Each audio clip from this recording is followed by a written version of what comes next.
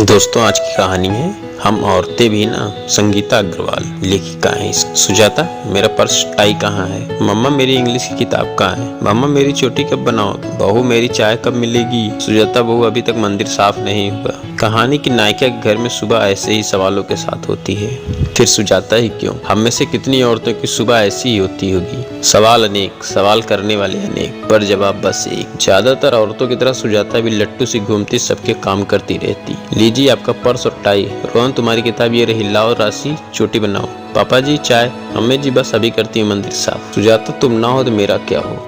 पति सुनील अक्सर प्यार भरी नजरों से देखते हुए बोलते, amma you are the best mother. बच्चे अक्सर सुजाता के गले लगकर कहते, बहू तुम चाय ना दो तो मेरी सुबह ही ना हो। ससुर सुजाता के सिर पर हाथ फेर कर आशीर्वाद देते हुए कहते, सुजाता बेटा, तुमने इस घर को मुझसे बेहतर संभाला हुआ है। सास कहाँ पीछे रहती। बस हर नारी की तरह सुजाता भी अब सब थकान भूल कर दुगने जोश से काम में जुट जाती। सच, हम औरतें कितनी जल्दी खुश हो जाती हैं, पर क्या संतुष्ट हो पाती हैं अपने जीवन से? अक्सर सुजाता को यह सवाल परेशान करता। हाँ, मैं संतुष्ट हूँ। प्यार करने वाला पति, प्यारे बच्चे, माता पिता जैसे सास ससुर, क्या कमी है मुझे? अपने सवाल का जवाब भी अक्सर वो खुद ही देती। पर इन सब में कहाँ एक पत्नी, माँ, बहू हूँ मैं। पर इनमें सुजाता कहाँ है? इन सब रिश्तों के बीच सुजाता तो खो गई है ना। काम करते करते अक्सर रिश्तों के बीच अपनी पहचान ढूंढती पर नहीं मिलती। अरे सब रिश्ते मेरे ही तो हैं, मेरी पहचान यह रिश्ते तो हैं। वो खुद को बहलाने का प्रयास करती। ये रिश्ते तुम्हारी जिंदगी का हिस्सा हैं, पर तुम हो।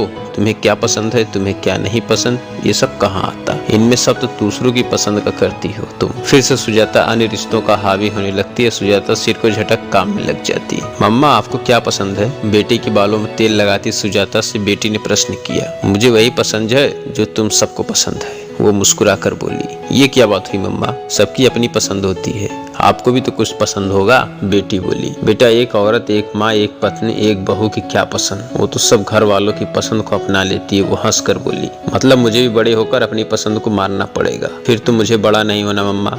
बेटी ये सुन मायूस होकर बोली। एक झटका सा लगा सुजाता को। क्या सिखा रही हूँ मैं अपनी बेटी को? नहीं, मैं उसे ये नहीं सीख दूंगी। बेटा मुझे पहाड़ों में इलाकों में घूमना बहुत पसंद है, पर तेरे पापा को नहीं पसंद तो कभी जा ही नहीं पाई। अब मन करता एक मौका मिले तो अकेले निकल पड़ो उन पहाड़ों पर, खूब मस्ती करो। सुजाता हंस कर बोली, अकेले क्यों मम्मा, सबके साथ क्यों नहीं?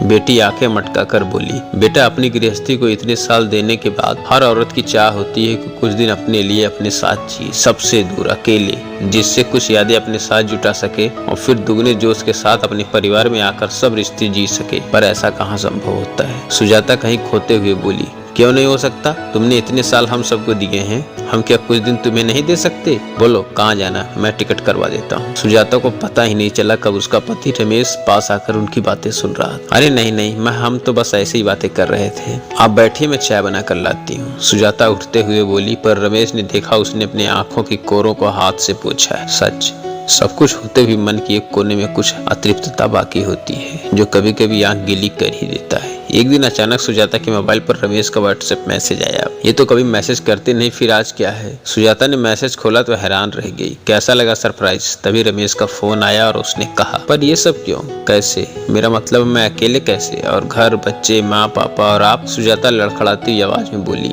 सब हो जाएगा, तुम बस तैयारी करो, बाकी बातें आकर करता हूँ। ये बोल रमेश ने फोन रख दिया। चलो बहू, तुम्हारी पैकिंग करवा देती हूँ। तभी वहाँ सासू माँ आकर बोली, पर माँ जी आपको कैसे पता? और मैं कैसे जा सकती हूँ ऐसे? सुजाता अभी भी सरप्राइज थी। अरे अभी इतनी बुढ़ी नहीं हूँ कि 4 दिन को घर न संभाल सकूं। वो तो तूने आदत खराब कर दी हमारे सब काम करके। चल अब ज्यादा मत सोच, सासू माँ बोली और उसका हाथ पकड़कर कमरे में ले गई। मम्मा आप वहाँ बहुत सारी पिक्स क्लिक करके लाना, यहाँ की फिक्र मत कर, दादी के साथ मैं हूँ ना सबका ध्यान रखने को। रिया माँ से बोली, बहुत बड़ी हो गई मेरी लाडो। सुजाता उससे प्यार करते हुए बोली, हाँ तो आपकी बेटी हूँ ना, पर मैं आपकी तरह अपनी ख्वाहिश पूरी करने में इतने साल नहीं लगाऊंगी। जब मन होगा खुद के लिए जीऊंगी। रिया बोली तो सुजाता मुस्कुरा दी। लो सुजाता, ये कुछ ड्रेस लाया हूँ तुम्हारे लिए, और हाँ ऊटी जाकर मुझे भूल मत जाना। रात को रमेश अकेले में उससे बोला, आप भी ना, लेकिन आपने टिकट क्यों नहीं करवाया? सुजाता बोली, क्योंकि तुम्हारा जन्मदिन है 4 दिन बाद, और तुम्हें तुम्हारे साथ जी लेने के लिए इससे बड़ा गिफ्ट मुझे समझ नहीं आया। तुम्हारे लिए अभी सब बातें बंद और ऊटी के सपने देखो। जा सुजाता, जी ले अपनी जिंदगी। रमेश उसे छेड़ते हुए बोला तो सुजाता शर्मा गई। सुजाता कहने को तो अपना सपना पूरी करने उठी निकल गई, पर वहां पहुंचकर कौन सा खुद के लिए खुद के साथ जी पाई। वहां भी उसे फिक्र रहती थी, पापा की दवाई, बच्चों के स्कूल, रमेश के ऑफिस, मम्मी जी पर जो काम की जिम्मेदारी आई उसकी, इसलिए दिन में कई फोन कर देती थी घर पर। सच, हम औरतें भी ना अपनी गृहस्थी के दायरे से निकल ही नहीं पाती। दोस्तों, क्या आप भी सुजाता जैसी, जिनके सपने ख्वाहिशें तो हैं पर जो पूरा होते हैं तब भी उन्हें घर गृहस्थी की फिक्र ही रहती है, अपने लिए अपने साथ जीना तो चाहती हैं पर जी नहीं पाती। अगर आप खुद को सुजाता से जुड़ाव महसूस करती हैं तो हमें जरूर बताइए। कहानी अगर पसंद आई तो लाइक शेयर सब्सक्राइब जरूर कीजिए।